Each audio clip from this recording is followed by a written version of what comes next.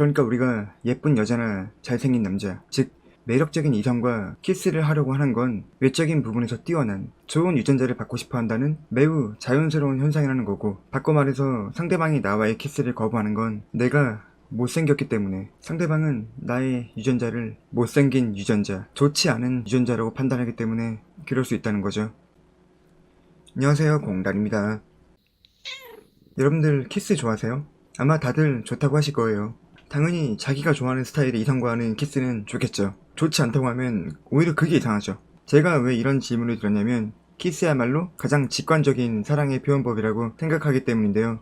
누가 정한 건 아니지만 보통 남녀가 만나 나누는 스킨십, 그 스킨십엔 나름대로 정해진 순서가 있잖아요. 손잡기, 뽀뽀하기, 옷 입고 포옹하기, 옷 벗고 포옹하기, 이런 어떤 육체적인 관계를 위한 정석적인 빌드업 과정은 있지만 이 키스라는 건 이런 스킨십의 진화 과정에서도 어디에 들어가 될지 모르는 약간 애매한 포지션이란 말이에요. 막 연애 드라마들 보면 남녀 주인공이 손도 잡기 전에 막 비 오는 날 우산 속에서 미친 듯이 키스하고 막 하잖아요. 굉장히 야성적으로 막 물고 빨고 하는데, 그만큼 저는 이 키스라는 게 서로의 진실된 마음을 확인할 수 있는 가장 직관적인 방법 중 하나라고 생각하는데, 오늘은 이 키스에 대한 이야기를 제 주변 여성분들의 경험담과 과학적인 분석으로 접근해 보려고 해요. 남성분들은 조금 이해가 안 갈 수도 있겠지만 여성분들의 경우 이 키스를 어떤 직접적인 육체적 관계보다 더 중요시하는 분들이 있거든요. 실제로 여초 사이트, 화류계 카페 등을 눈팅하다 보면 사랑하지 않는 남자와 잠자리는 가져도 키스만큼은 도저히 못하겠다, 이런 글들이 적지 않게 보입니다. 더러워서 못하겠대요.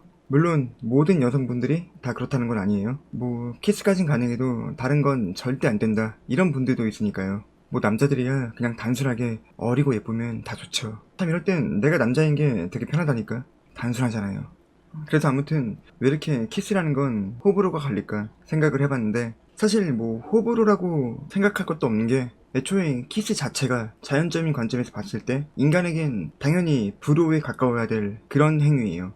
인간이라면 본능적으로 타인의 체액에 대한 거부감이 들기 마련이거든요. 이 키스라는 게 서로의 혀와 혀를 굴리면서 침과 침을 교환하는 행위이고, 뭐 한마디로 물고 빠는 그런 행위죠. 그리고 그 타액은 우리가 먹는 음식물이 잘 소화될 수 있도록 돕는 성분들로 이루어져 있단 말이에요. 뭐 아밀레이스, 뉴클레이스, 이런 효소들과 세균들을 서로 교환하는 그런 과정이기 때문에 사람이라면 당연히 자연적인 거부감이 들 수밖에 없겠죠. 그리고 타액에는 서로의 DNA, 유전 정보가 담겨 있어요. 생물학적 관점에서 봤을 때 인간은 좋은 사람, 뛰어난 사람의 유전자를 받고 싶어 하지 그닥 상태가 좋지 않은 질 나쁜 유전자를 받고 싶어 하진 않는단 말이에요. 그러니까 우리가 예쁜 여자나 잘생긴 남자, 즉 매력적인 이성과 키스를 하려고 하는 건 외적인 부분에서 뛰어난 좋은 유전자를 받고 싶어 한다는 매우 자연스러운 현상이라는 거고, 바꿔 말해서 상대방이 나와의 키스를 거부하는 건 내가 못생겼기 때문에 상대방은 나의 유전자를 못생긴 유전자, 좋지 않은 유전자라고 판단하기 때문에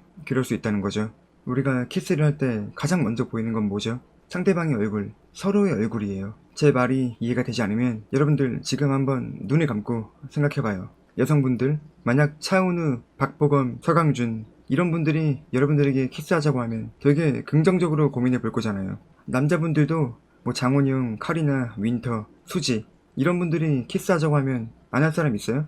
물론 전 안 합니다. 예쁜 여자친구가 있기 때문에.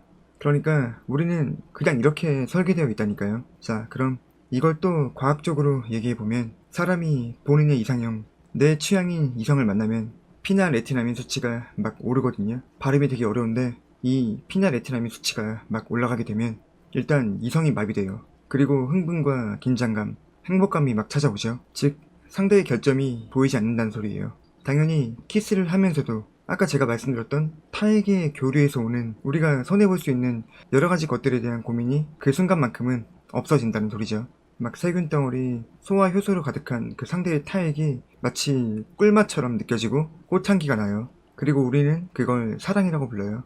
아무튼 그래서 우리는 우리가 손해볼 수 있는 여러가지 것들에 대한 생각도 흐려지는 건데, 근데 제가 이런 말하면 또 그럼 이성이 볼 때 매력적이지 못한 외모를 가진 분들은 평생 키스도 할 수 없는 거냐, 뭐 진정한 사랑을 받을 수 없는 거 아니냐, 이런 분들이 있을 것 같은데 아니에요. 저런 호르몬은 꼭 뭐 상대방의 외모, 외형적인 부분에서만 나오는 것이 아니라 개개인의 가치관과 상황, 조건, 그리고 분위기에 따라서 얼마든지 나올 수 있거든요. 특히 여성분들의 경우 남자들보다 호르몬의 영향을 훨씬 더 크게 받기 때문에 그때 분위기나 장소, 현재 나의 상태에 따라서 언제든 키스타임을 만들 수 있다는 거죠.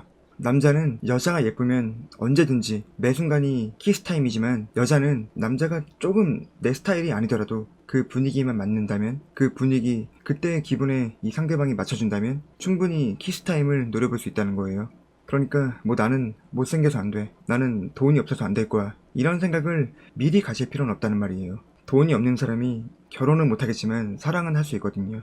페닐에틸아민을 분비시키는 방법, 그러니까 우리가 사랑이라고 말할 수 있는 정의할 수 없는 어떤 애매모호한 그런 감정들을 만드는 데는 너무나 많은 다양한 요소와 변수들이 있어요. 가장 간단하고 쉬운 방법은 이성의 결핍을 내가 채워주는 건데요. 이렇게 상대의 결핍을 채워줄 수 있는 방법이 나에게 있다면, 그런 장점을 내가 가지고 있다면 그 또한 키스를 부르는 시바점이 될 수 있다는 거죠. 사랑을 유지하는 능력은 육각형 남자가 최고지만 어떤 순간적인 스파크, 불꽃을 일으키는 데는 결핍을 채울 수 있는 그런 장점에서 오거든요. 그렇기 때문에 사랑은 뭐 단순한 우리가 정의 내릴 수 있는 명백한 감정이 아니라 아무도 정의 내릴 수 없는 감정이기 때문에 예술이나 노래로 승화되어서 내려왔던 거죠. 그렇기 때문에 제가 볼 때는 여성에 대해 공부를 하면 할수록, 여성에 대해 이해를 하면 할수록 사랑은 돈으로 살 수 없기 때문에 틀림없이 돈이 사랑을 망칠 것이다, 이 말이 얼마나 대단한 명언인지를 알 수 있거든요. 뭐 말이 나온 김에 다음 영상에서는 사랑을 돈으로 살 수 없는 이유에 대해서 한번 얘기해 보도록 할게요. 그럼 오늘은 이만하도록 하겠습니다. 다음에 뵐게요.